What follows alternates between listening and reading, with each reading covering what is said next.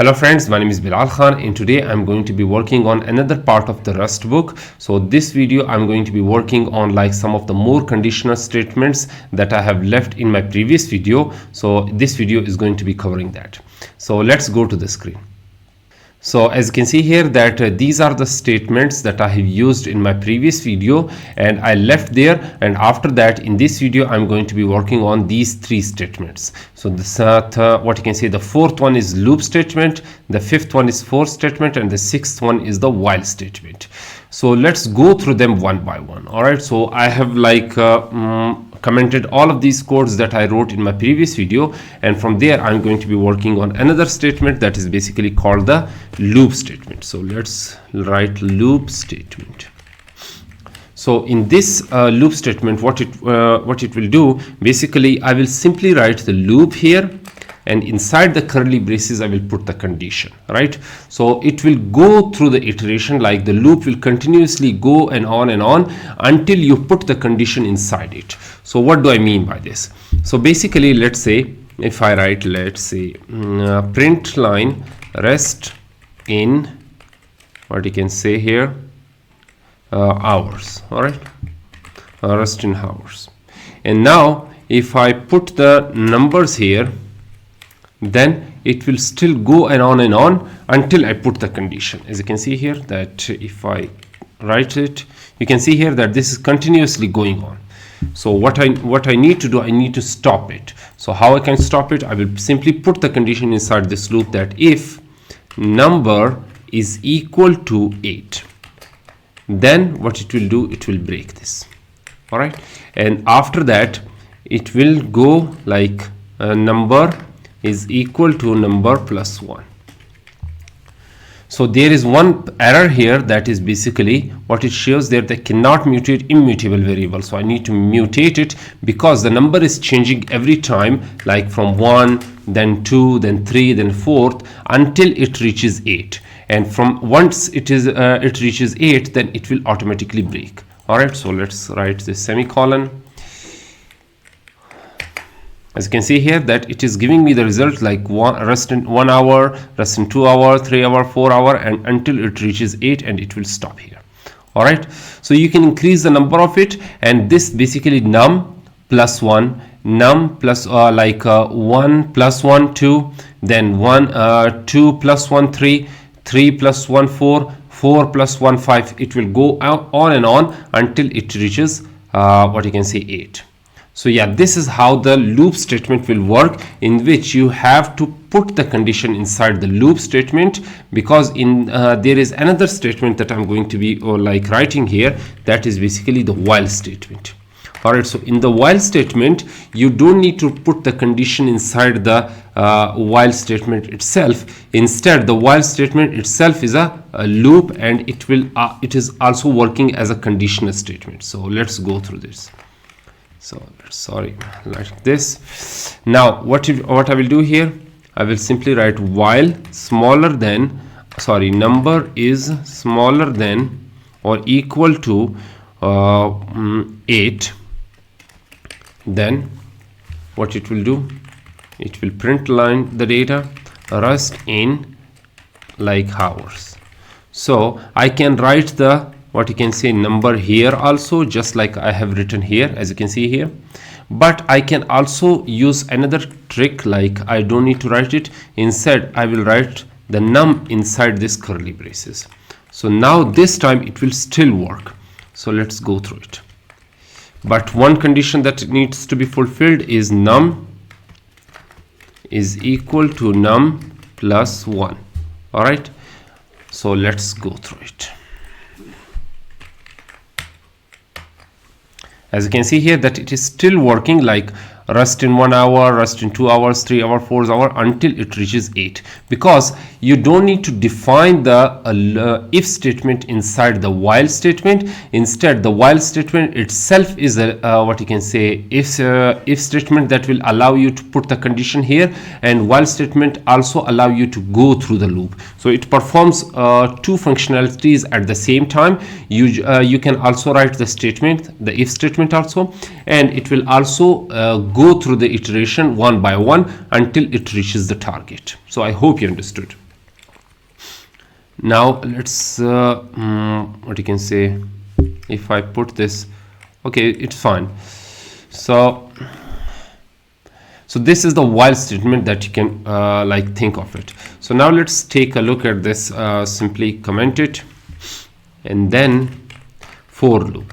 So for statement is basically, it's not a conditional statement.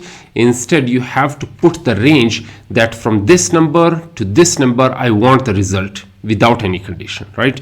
So from this number to 0 to 1 or to 0 to 10, I want the loop to be continuously going on without any condition. So yeah, this is just the number that you have to define initially, and it will go through the process instead of just defining the condition in the middle. So yeah, this is the point that you need to keep in mind.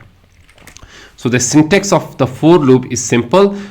It is for I in like 0 to, let's say, 10. So let's write like print line num is like this. Simply write I. Okay. So if I print it, you will see here that it is going through 0 from 0 to 9 because the index is starting from 0. That's why if I put the index like from 1, then it will go like to 10. So if I put it like 11, then it will ignore the last one and put the 10 for me. Let's see, as you can see here, it is putting 10 for me because the index is starting from 0. So that's why I have to write it. So yeah, this is the syntax of the for loop, in which you don't need to write like in other languages, if you are aware of, like in other languages you simply need to write like I statement, then is equal to 0, and then I is smaller than or equal to, let's say, 10, and then I plus plus. So this is like in some other languages. So I just gave the example of Golang, but this is not the statement or the for statement that will work here. Instead, you just need to write the I, and then you need to give the range, that from which range to which range you want to print the statement. And basically this works fine, and it is a common practice in Python also, because Python also provides this kind of for statement. So yeah, it is easier for many people, especially for me also. So yeah, you can also write like this for num. Basically the num is defined here already, so it will start from 1 because the num is starting from 1. It will also start from 1. Let's go through this. Let's say, as you can see here, 1 2 3 4 until it reaches 10, because it will not allow you to print the last statement because the index is starting from 0. And one problem that it is showing is that remove this mute. As you can see here, that now it is not requiring any kind of mute statement, mutable statement. So why? Because the number is fixed here. As you can see here, the number is fixed here. It is not changed because I just provided the range already, and that's why it is not changing. It is a fixed number. Like if I write it like this, let's see, this is the fixed number 1. And then I provided the range that from 1 you need to go to 12, you need to go to 13, 14, like 20. So only the last number is changing, but this number is fixed. So that this is the reason that it is asking me to remove this mute, because this is not a requirement anymore. So yeah, this is the point that you need to keep in mind. The next step is basically to, let's make it more complex. So let's remove this. And this time what I will do here, I will sum up the variables, like so sum of the values. So let's say if num, or yeah, num is equal to num plus 1, or you can also write like this, num plus is equal to I. So I is basically going through the iteration one by one. So let's first of all go through this like that. First of all, I want to make it simpler for you. So yeah, as you can see here, the one is I is changing every time, like a 1 2 3 4 5, and this num is basically starting from 1. Okay, so let's put it like this. Okay, so it will be fine.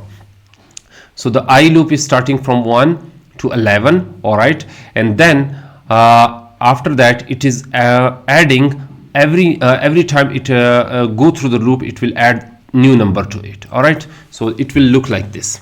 So number is equal to 1. So the as you can see here, this is 1, and then I. So I is equal to 1 because it is going through the process one by one. So first of all it is 1, then the second time it will be 2, then the third time it will be 3. So as you can see here, this is the first iteration. Then what you can say here, then what I will do here, I will take this 2 because this is the result that I will take from here, and I will paste down here. Then 2 because this is the I, and then it will go 1 and then move to 2. So 2 plus 2 is equal to 4. Then the next number is basically take the 4 number because 4 is the last result that I will put here, and then go through this number 3. So 1, 2, 3, and now the result will be 7. So yeah, this is how the process will look like when I will print the result. So let's simply comment this, and let's write this sum result.